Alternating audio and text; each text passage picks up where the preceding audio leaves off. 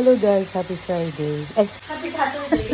Saturday pala today. Happy Saturday guys. Marami kaming ganap. Actually, sobrang busy today. Morning pa lang, ang dami na nagluto-luto na ako and everything. Breakfast kami. Tapos, siya, nagpe-prepare na siya kasi pupunta siya na party nila sa work. Meron silang parang mini team building. Bago siya mag-prepare, naggawa-gawa siya ng mga balloons. Nagpa-practice kasi yan kasi magkakaroon kami ng celebration.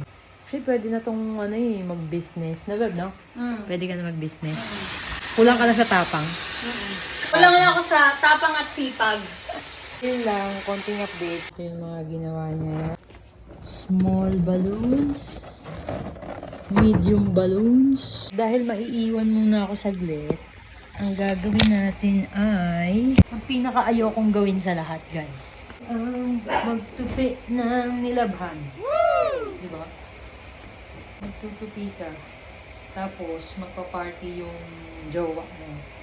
Bongga, diba? Bakit, babe? Nung nilabahan ko yan, nasan ka? Sama natin siya ibaba yung mga balloons. Ito yung niluto ko today.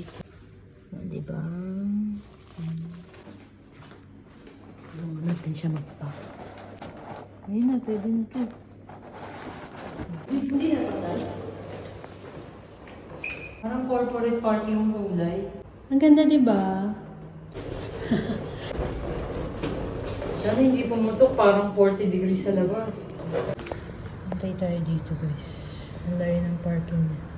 Dito na tayo sa lobby. Dala niya, so sana mamaya may tumulong sa kanya dun sa party nila. Sana? Akin na to.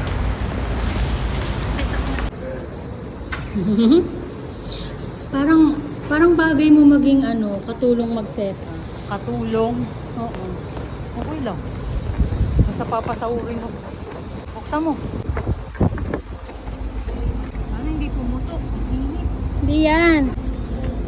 Cute. Kita mo naman, no? Yup.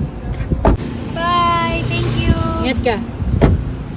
Okay, so tayo babalik sa tinutupin nating mga damit. Let's go!